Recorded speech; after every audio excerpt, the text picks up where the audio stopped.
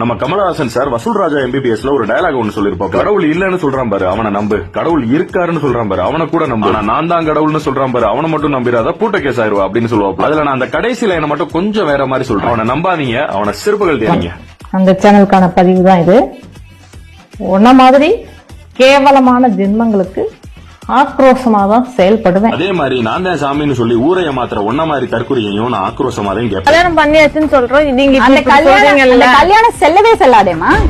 அவ கேஸ் போட்டானா 2 பேரும் உள்ள போனோம். 3 புருஷனை கட்டினது மட்டும் இல்லாம ஒரு லேடியோட வாழ்க்கையும் எடுத்துட்டு நீ இன்னைக்கு சாமின்னு வந்து உட்கார்ந்து இருந்தீங்கன்னா அப்புறம் கடுப்பு வருமா வராது. இந்த பொம்பளை சொல்லி எல்லாம் குத்தம் இல்லங்க. இந்த பொம்பளை சாமின்னு நம்பிட்டு போய் ஒரு கூட்டம் கும்பிட்டுக்கிட்டு இருக்காங்க பாருங்க, அவங்க செருப்பு கழட்டி அடிச்சா சரியா வரும். என்னை யாரும் என்னை வெளிப்படுத்தக்கூடிய காலம் வந்துருச்சு. அதே மாதிரி எங்களுக்கும் ஒரு தரமான கண்டென்ட் சிக்கிருச்சு. என்ன கிடையாது, வீடியோ முடியவே போது. இந்த அம்மாவோட பேரையும் சொல்லல, இது என்ன சாமின்னு சொல்லாம இருக்கு. இவங்க யாரும் தெரியல, இவங்க தான் அந்த அன்னபூரணி அரசம். ஒரு 2 வருஷத்துக்கு முன்னாடி திடீர் சாமி அப்படின்ற மாதிரி உட்கார்ந்துருக்க சேர்ல வைப்ரேட்டர் வச்ச மாதிரி குதிச்சுக்கிட்டு இருந்துச்சு. அந்த மாதிரி இதனால எங்கேயும் தலையை காட்டாம இருந்துச்சு. இப்ப பாத்தீங்கன்னா திரும்ப ஆரம்பிச்சிருச்சு. காசு இல்ல உள்ள கையில. ஏதாவது சாமியுமே சொல்லி உருட்டி இருட்டி பிச்சை எடுத்து சம்பாரிச்சிட்டோம்னா எங்கிட்டாவது குழப்ப ஓட்டிடலாம்ல. முக்கு நான் தான் சாமின்றாங்க, காத்தளிக்கிறாங்க, சிலைய வைக்கிறாங்க, பொம்பளை நடிகை எல்லாம் கூப்பிட்டு வச்சுட்டு குத்தாட்டம் போட்டு ஜாலியா இருக்காங்க. அவன ஒருத்தன் பாபான ஒருத்தன் கிளம்பி இருக்கான், அவனோட வீடியோ லீக் ஆயிருக்கான், அவன அடுத்த வீடியோல அடி. அப்புறம் ஒரு ஸ்பெஷல் ஐட்டம் ஒண்ணு இருக்கு, அதை போறேன் பார்த்துட்டு உங்களோட கமெண்ட்களை கக்கிட்டு போங்க.